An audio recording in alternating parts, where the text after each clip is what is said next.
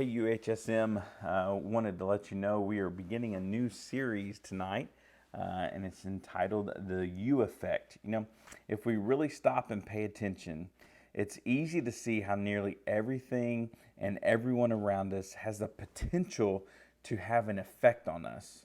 Now, if that's true, and I believe that it is, then that means you have the potential to have an effect on the world as well. From family to your classmates to your neighbors, you have an effect on somebody around you. You have a certain amount of influence, and what you do with that influence matters.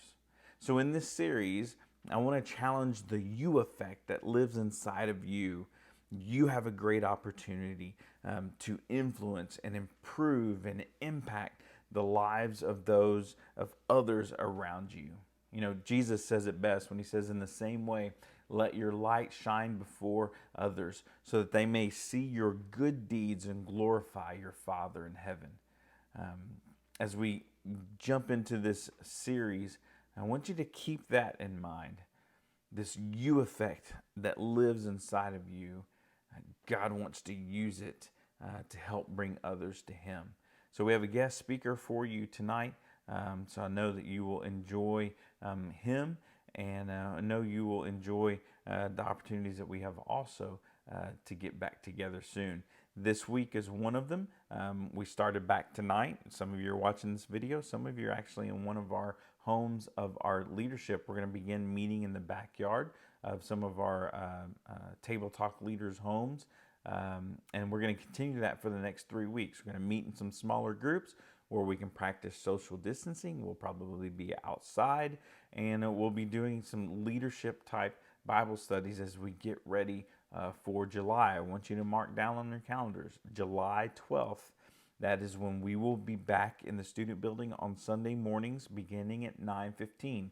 There is a time change. We're going to start our table talks at 9:15.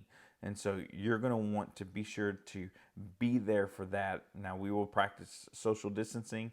If you have a mask, we highly encourage you to wear a mask just to keep, just to keep on the lookout for those around us. So if you have that, we are going to encourage you to wear that just so that we can show that a level of love and concern that we have for others. Now, our Table Talk leaders will be there. We're going to kick things off on July 12th, talking about some of the social unrest, some of the racial issues that our nation is facing right now. Going to give you an opportunity to ask some honest questions and to get into some honest discussions. So we want to invite you to that. July 12th, that's when we'll be starting back up. Anyway, so we're going to begin this this new series of the U Effect, and it starts right now.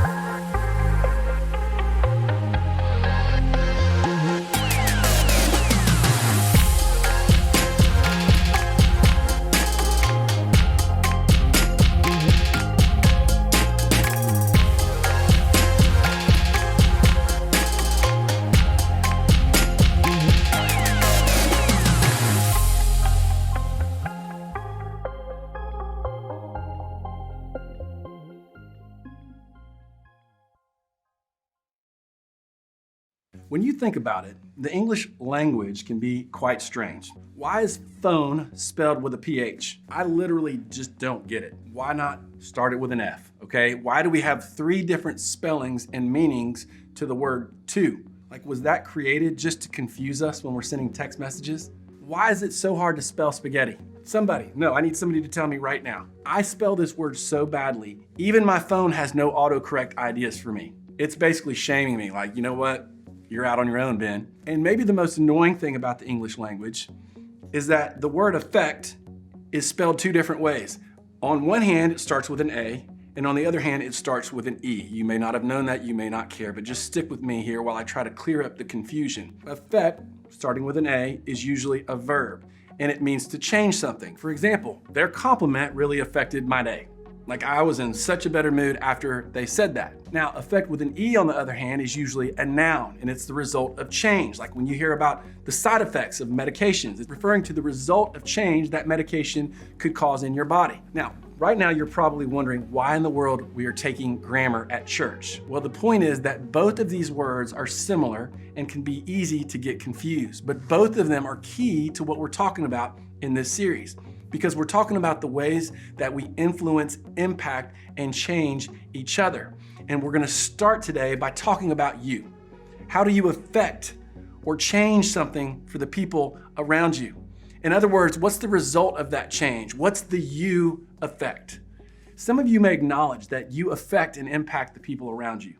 Maybe you hold some type of leadership position, either at church or at school, or you have friends and you understand that, hey, your opinion affects others. Whether it's about something serious like who your friends should date, or something random like what Avenger you think is the best, Iron Man of course, but you just know that your words have an effect on others. On the other hand, some of you may say, I don't affect, impact, or influence anyone. The me effect is currently at 0. Like the only person I have influence over is my family's dog, and my family's dog is not a person, okay? And even he ignores me sometimes. If that's you, it's normal. I've been there. And I think there are a few reasons why it's easy to feel this way.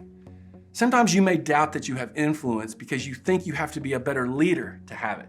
And if you don't see yourself as a leader, it's easy to believe that you have no influence.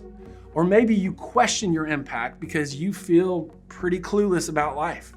And if you feel lost, how in the world could you possibly impact somebody else? Or maybe you doubt your ability to affect others because, man, you're kind of afraid of putting yourself out there. You're like, I'd rather just fade into the background because the idea of influencing others is pretty terrifying to me. Or maybe the idea of influencing and affecting others is something you've never even thought about, one way or the other. You're like, this is the first time it crossed my mind. The fact of the matter is this: regardless of what you think about influence, you have it. You have influence because you have relationships. Whether it's your family or friends or classmates or people in this student ministry, we all have some influence over the people we come in contact with every single day. Now, whether or not you're a good or bad influence is another story, but influence is yours, you have it. And here's the truth: no matter how big or small your circle of influence seems, you have more of it than you think, okay? You got that? Now, we're gonna look at someone who used what they had to affect others, even though they didn't have very much. It's recorded in one of the Gospels, which are the 4 books in the New Testament in the second half of the Bible, that tell us all about Jesus' life. And what we'll read today was recorded by John, who was one of Jesus' closest followers and students. In fact, when Jesus was on the cross, one of the last things Jesus did was ask John to care for his mother after he died. So we can read these words knowing that they were written by an eyewitness who was trusted by Jesus. They were close friends. Now, so I'm gonna set the scene. When Jesus traveled around in his 3 years of ministry, crowds almost always followed. And it could have been because they had heard about Jesus, they wanted healing for something, or maybe they were just curious about this guy. But whatever the reasons, Jesus had a lot of influence and people were always around him. This particular day was no different. It starts like this. Sometime after this, Jesus crossed to the far shore of the Sea of Galilee, that is the Sea of Tiberias, and a great crowd of people followed him because they saw the signs he had performed by healing the sick. Then Jesus went up on a mountainside and sat down with his disciples. The Jewish Passover festival was near when Jesus looked up and saw a great crowd coming toward him. He said to Philip, "Where shall we buy bread for these people to eat?" He asked this only to test him, for he had already had in mind what he was going to do. So imagine the scene. A large crowd has gathered to see the great miracle worker, Jesus. And what does Jesus do? He asked one of his disciples, Philip, what he thought they should do. If I were Philip, I would have been like, aren't you the miracle guy? Like, isn't this more your arena than my arena? But instead, Philip responds this way. Philip answered him, it would take more than half a year's wages to buy enough bread for each one to have a bite. In other words, you got to be kidding me. If we're going to feed everyone, there better be someone with a lot of cash around to make that happen, which, hey, that's a good point. I mean, can you imagine sending someone to McDonald's to order 5,000 Big Mac combos? It's crazy, right? Well, the story continues. Another one of his disciples, Andrew, Simon Peter's brother, spoke up. Here is a boy with 5 small barley loaves and 2 small fish.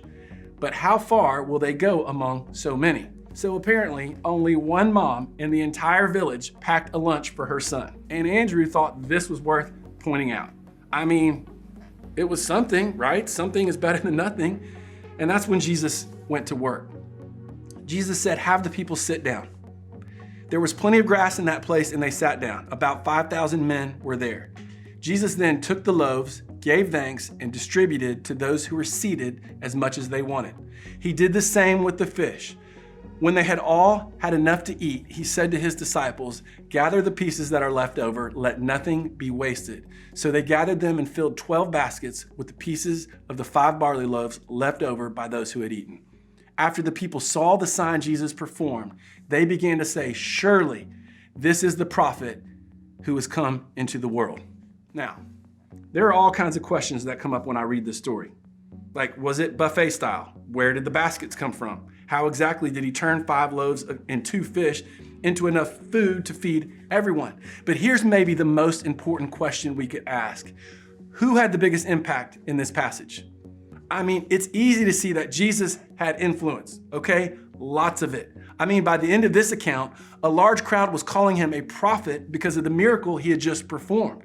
So yes, Jesus has a huge effect. And then there's the disciples.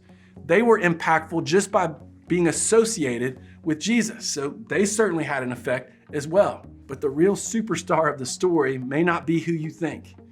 I think it was the boy with the lunch. And at first it seems like the total opposite. How could a kid with some bread and fish be influential? But the truth is, it wasn't the amount of what he had that allowed him to make a difference. It was his willingness to use what he had that made him influential. And this would have been an even bigger deal in the context Jesus was living in, where children weren't valued at all. No one would have seen this boy as having influence, but that didn't stop him from stepping up. And it was his willingness to do that that ended up impacting thousands of people. Like, can you imagine how the conversation went with his mom when he got home that afternoon? Yeah, Mom, there were thousands of people there and they ate my lunch. Yeah, they picked me. I shared my lunchbox and everybody had more than enough. No one, not even his mom, could have imagined things going that way, but they did. And thousands of years later, we're still telling his story. I bet this kid and everyone else around this kid never, ever, ever thought influence like this would be a part of his story. It didn't matter that he didn't take the stage. It didn't matter that he wasn't well known. He wasn't in a position of leadership.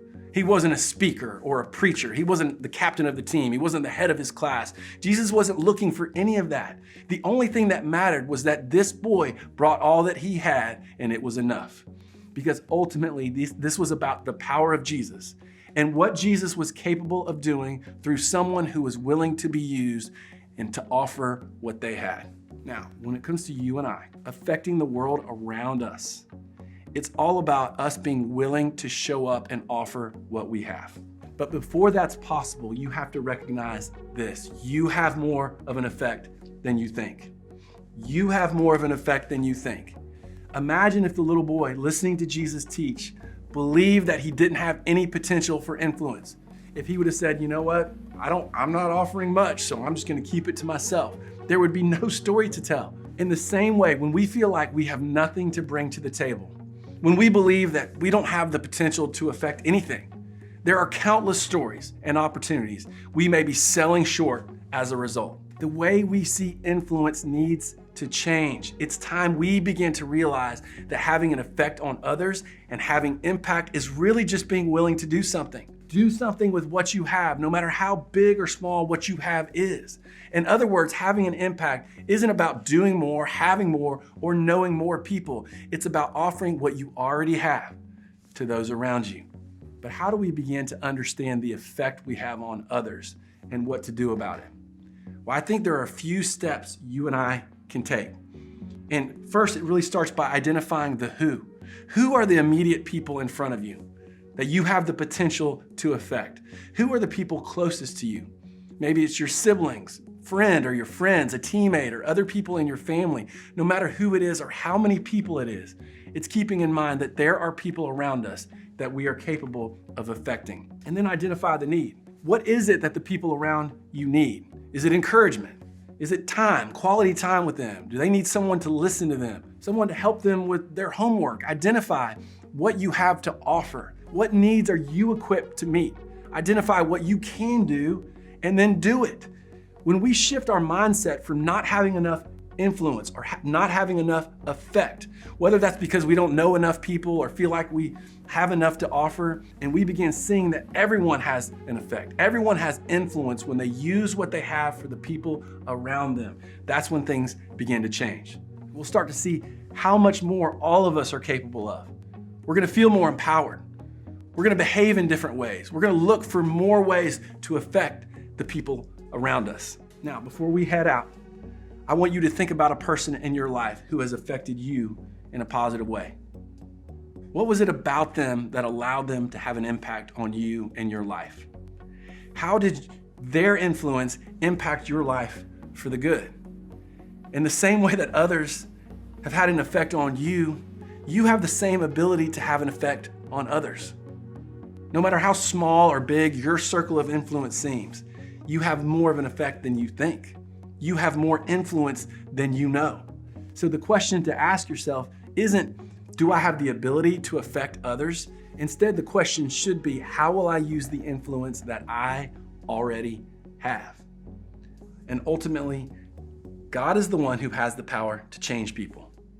All you have to do is show up and offer what you have and let Him do the rest.